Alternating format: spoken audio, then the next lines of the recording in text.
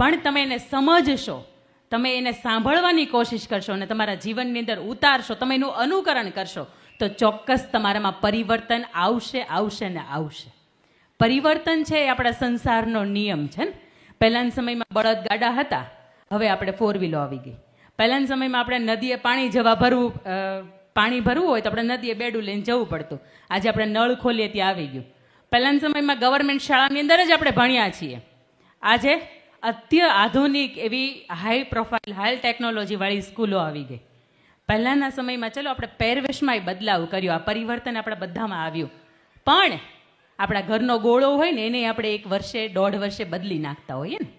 આપણે જે મોબાઈલ વાપરીએ છીએ એને ખબર છે કે 6-8 મહિને 1 વર્ષ દિવસે મોબાઈલની અંદર સોફ્ટવેર અપડેટની જરૂર આવે ત્યારે એને અપડેટ કરીએ છીએ. પણ આ બધામાં પરિવર્તન આવ્યું, પણ આપણા અંદર બહારથી આવ્યું. આ પરિવર્તન આપણી અંદરથી હજી નથી આવ્યું. આવ્યું છે?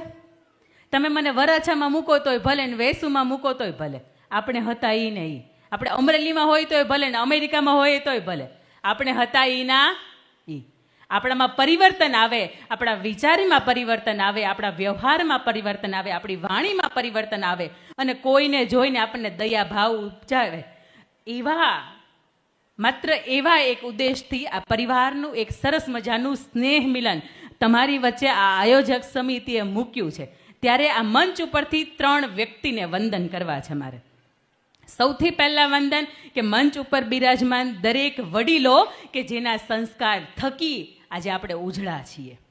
બીજા વંદન એ માટેના કે માતાઓ કે જેમણે આપણને પારણે ઝૂલાવ્યા ત્યાંથી લઈને આપણે એને એમ કહી દઈએ કે મા તું અભણ છો બોલમાં, એ સાંભળી લેનારી સ્ત્રી આપણી જનેતા, એને મારે વંદન કરવા છે. ને ત્રીજા વંદન આજની આયોજક સમિતિ કમિટીને કે દરેક દિવસ એણે એવું વિચાર્યું છે કે મારો પરિવાર ભેગો થાય. અને મારા ખ્યાલ મુજબ કદાચ આજે 29 ગામ ભેગા છે. મેં આ વર્ષની અંદર લગભગ 18 સ્નેહમિલન કર્યા. આમાંથી આ એક પહેલું મારા માટે સ્નેહમિલન છે કે આટલા મોટા અલગ અલગ ગામમાંથી તમે અહીંયા ઉપસ્થિત થયા છો અને તેમ છતાંય આટલી બધી નીરવ શાંતિની અંદર તમે સરસ મજાના બેઠા છો ને સાંભળો છો. એક વખત એ માટે તાલી પાડો કે આયોજક સમિતિ રાત દિવસ સૂતી નથી. અને એમાં ગઈકાલની રાત હતી ને એની અંદર તો આખું રિહર્સલ આવ્યું હશે. આમ બેસાડશું, આમ કરશું, કોઈની અગવડતા થશે, કોઈની સગવડતા થશે.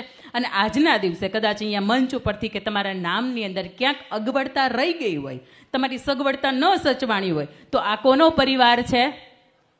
આપણો ને. હા, આપણું હોય ને ત્યાં માન અપમાનની ચિંતા ન હોય. આજે મારે મુખ્ય વિષય એવો કંઈક છે કે વિષ્ણુ પુરાણ કોણે